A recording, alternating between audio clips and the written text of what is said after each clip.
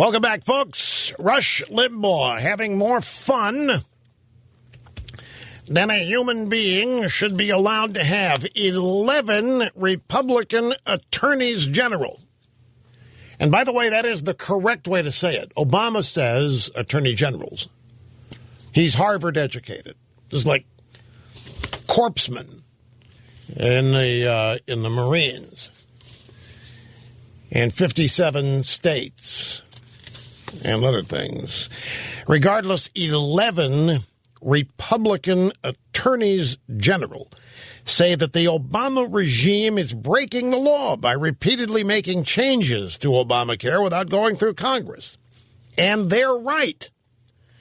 The attorneys general specifically criticize Obama's executive action that allowed insurance companies to keep offering health plans that had been canceled for not meeting Obamacare's more rigorous standards.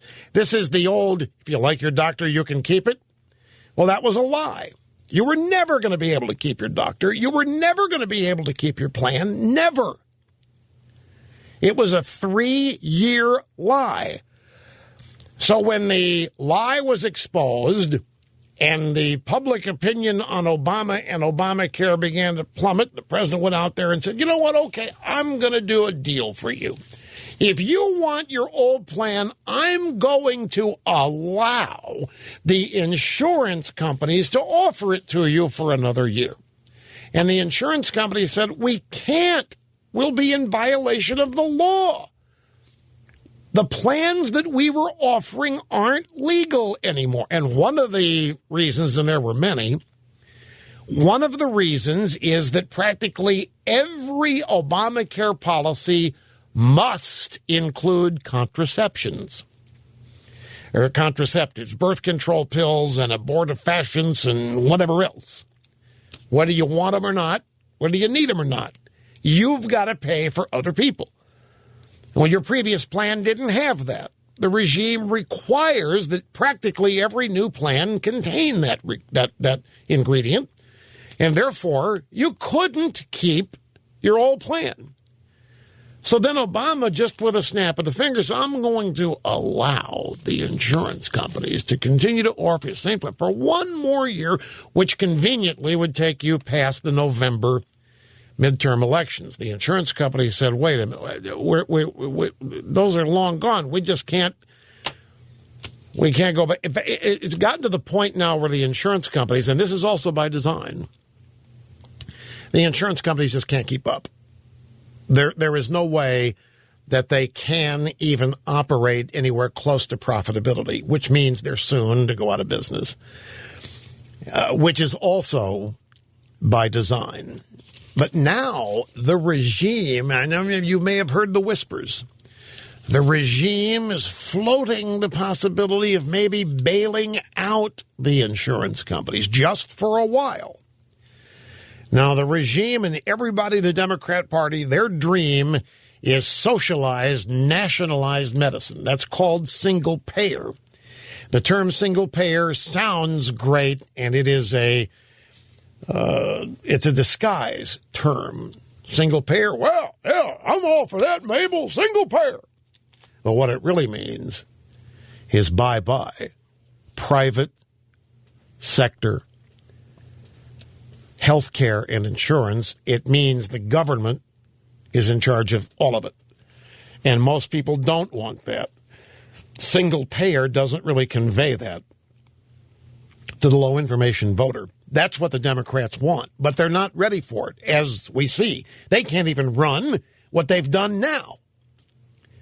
They can't even, it's just an absolute disaster. So they need a little more time to get ready for single payer, which means they need the insurance companies and the private sector to stay in business a little longer than they intended, which means they may have to bail them out, like they bailed out GM.